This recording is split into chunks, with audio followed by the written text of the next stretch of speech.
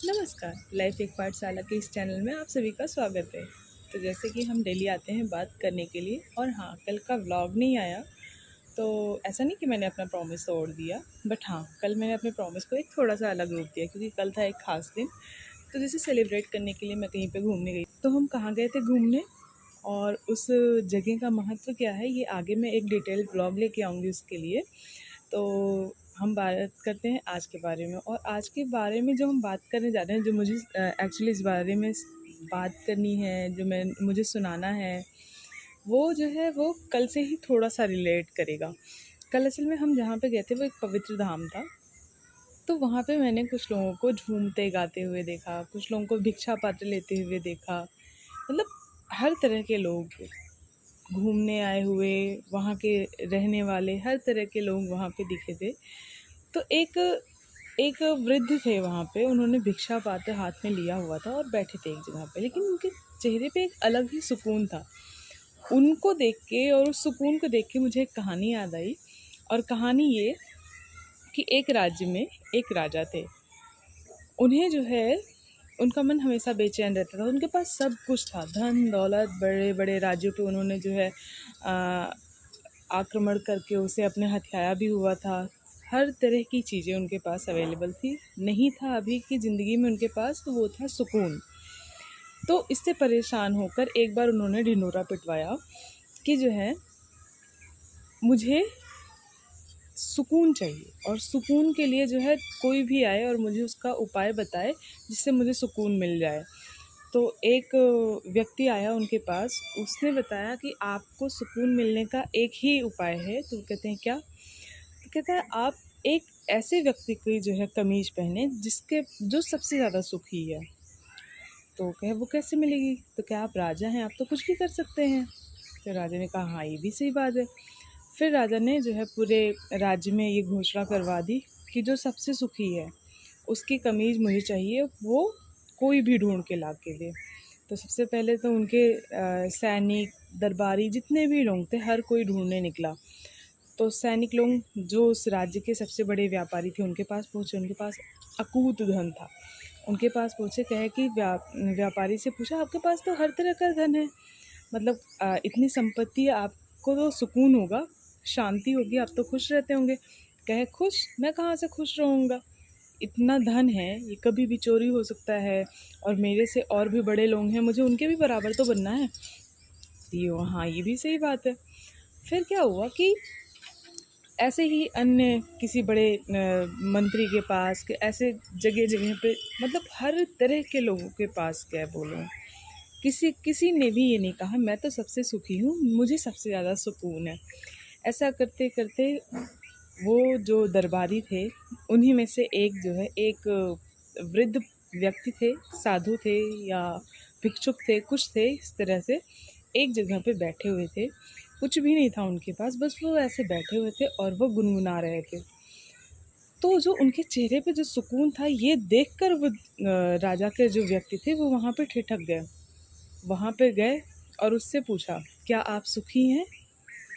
तो उन उन व्यक्ति ने जवाब दिया हाँ, मेरे पास जो है मैं उससे खुश हूँ, सुखी हूँ, आपको नहीं लगता?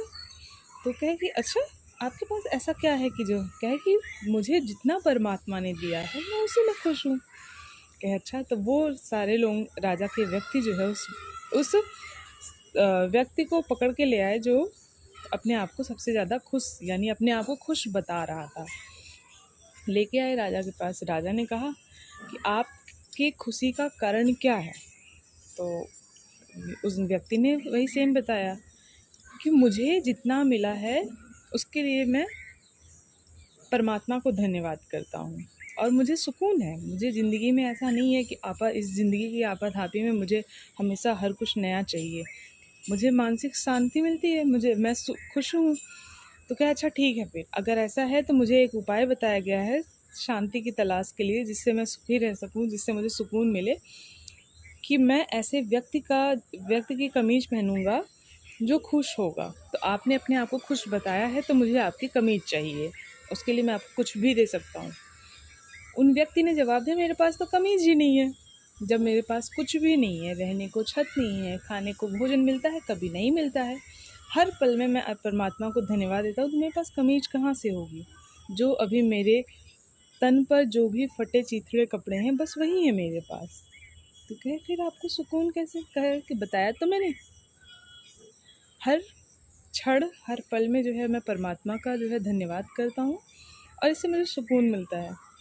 तो फिर राजा को समझ में आ गया कि जो है सिर्फ प्राप्त कर लेने में सुकून नहीं है। हम हर नई चीज़ पाते जाएं कि हमें ये चाहिए, हमें वो चाहिए, उससे हमें सुकून नहीं मिल सकता। हम जो है अभी आज के टाइम पे है, हमारे पास जो एंड्रॉयड फ़ोन है या जो भी है मोबाइल वगैरह, जो भी लेटेस्ट वर्जन आता है उसको पाने की चाहत रहती है। वो पर्टिकुलर पर्सन के पास है, मेरे पास नहीं है, ये मन में चलता है। अच्छा, उस व्यक्ति ने इतनी प्रॉपर्टी बना ली, हमने तो नहीं बनाई, ये चलता रहता है।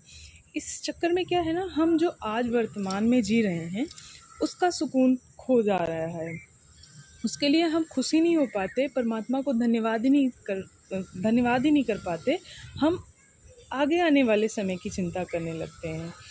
हमारे साथ ये लोग खुश नहीं हैं, ऐसा हम करेंगे तो वो जो है वो हमें क्या कहेंगे। इस चक्कर में हम क्या कर रहे हैं कि अपने आप को इतनी उलझनों में फंसा ले रहे हैं कि ऑब्वियस सी बात है हमारी ज़िंदगी का सुकून तो छीन ही जाएगा। तो बस ऐसा नहीं है कि हमें कुछ पाने के लिए मेहनत नहीं करनी है, कुछ पाने के सपने नहीं देखने हैं, सपने देखने हैं, उसके लिए प्रयास भी करने हैं। लेकिन वही है ना कि हम अगर अपने लक्ष्य की ओर बढ़ रहे हैं तो सिर्फ लक्ष्य प्राप्त कर लेने पे जो है आनंद नहीं मनाना है। उस लक्ष्य को प्राप्त करने के लिए जो हमारा सफ़र है, उस सफ़र के दौरान जितनी भी चीज़ें मिलती जाएँ, हमें उसे भी जो है उसका भी आनंद उठाना है। उसके लिए भी जो है थैंकफुल होना है कि वो जो छोटी-छोटी चीज़ें होती हैं ना, वो हमारे लक्ष्य तक हमें थोड़ा-सा आसान कर देती हैं पहुँचने के लिए।